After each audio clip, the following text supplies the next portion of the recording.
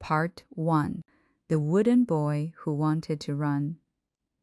Long ago, in a quiet town where days passed slowly, there lived a poor woodcarver named Geppetto. He lived alone in a small room filled with tools, shavings of wood, and the smell of fresh pine. Though his hands were rough from work, his heart was gentle. He often spoke to himself as he carved, filling the silence with imagined company. One day, he found a piece of wood unlike any other. It seemed to move when touched. It creaked when no one was near. Geppetto laughed softly and decided to carve it into a puppet. As he worked, the room felt warmer, as if the wood itself were listening. By evening, the puppet was finished. He named him Pinocchio. No sooner had the last cut been made than the wooden boy began to move. His arms flailed, his legs kicked, and his voice filled the room with restless excitement. Geppetto was overjoyed and overwhelmed. Pinocchio could talk, laugh, and run, but he did not yet know how to listen. The next morning, Geppetto sold his only coat to buy Pinocchio a schoolbook. He tied it carefully with string and placed it in the boy's hands. "Learning takes time," he said gently, "but it will help you grow." Pinocchio nodded. But as soon as he stepped outside, the world pulled at him in every direction. Music drifted through the street. Laughter echoed nearby. Bright posters promised excitement without effort. Instead of going to school, Pinocchio followed the sound of fun. By the time he realized he was lost, he had already traded his book for a moment of applause and the promise of something more. That night, as Pinocchio lay still, a soft blue light filled the room. A gentle voice spoke. "You have been given a chance," the voice said. "But choices shape what you become." Pinocchio promised to do better. And for a while he tried. But wanting to change is not the same as knowing how. When Pinocchio lied to hide his mistakes, something strange happened. His nose grew longer with every untrue word, stretching farther than he could control. He covered his face in shame. The voice returned, calm but firm. "Truth is not meant to punish you," it said. "It is meant to guide you." Pinocchio learned then that growing was harder than running away, but he had not yet learned how to stay.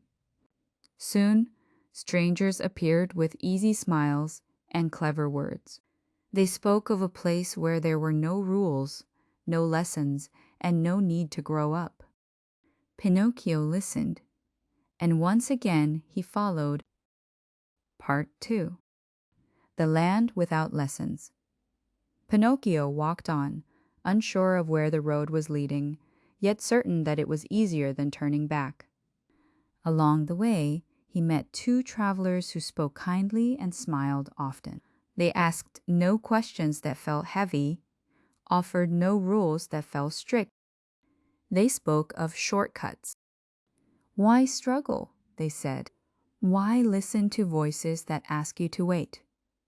They told him of a place where children played all day and never opened a book, a place where laughter was constant and no one ever corrected you.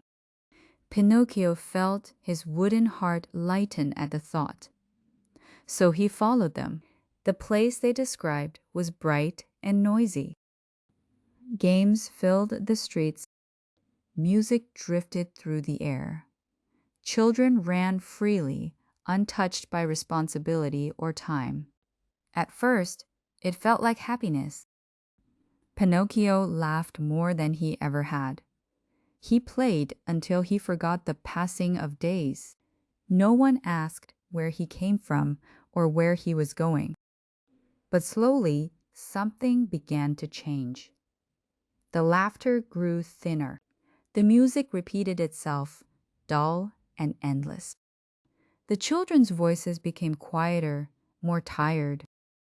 One evening, Pinocchio noticed his ears felt heavy. He reached up and touched them. They were longer than before. Another child nearby gasped, looking at his own reflection in the water. His face had changed too. His eyes looked distant, his posture bent. No one screamed.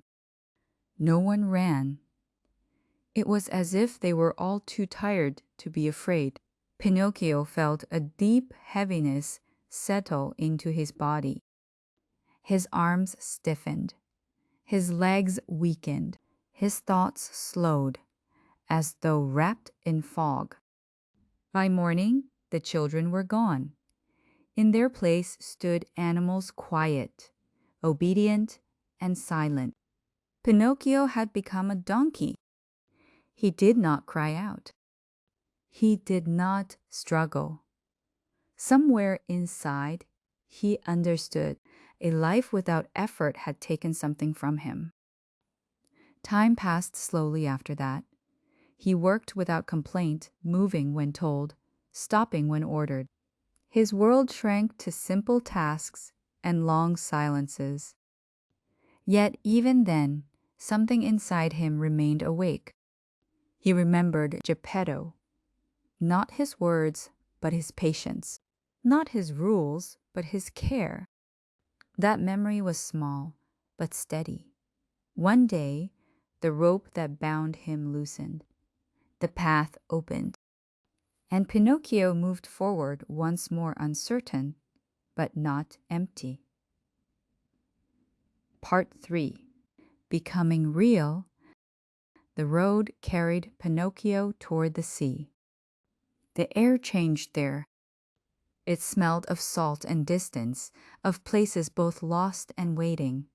By the water's edge, his strength returned slowly.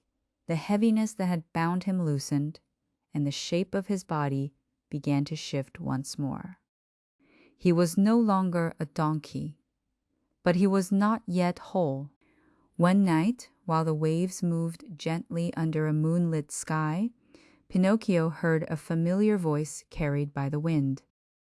It spoke his name, not loudly, not with anger, but with tired hope. Pinocchio, his wooden heart tightened. He followed the sound until the shore gave way to the open sea, and there he learned the truth. Geppetto had searched for him.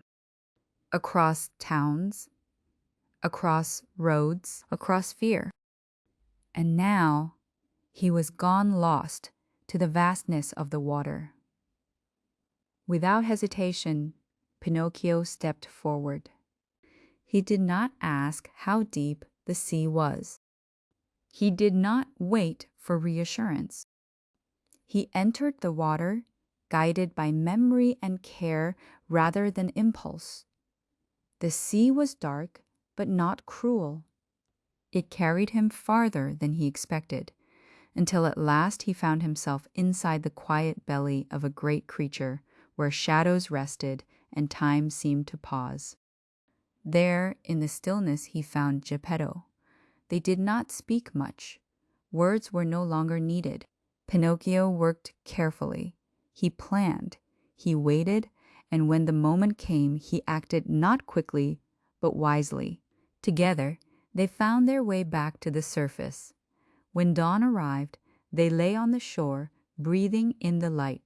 Geppetto rested, weak but alive. Pinocchio sat beside him, still and watchful. That night, as Geppetto slept, the familiar gentle light returned. "You have learned," the voice said softly, "not by running, but by choosing." Pinocchio did not answer.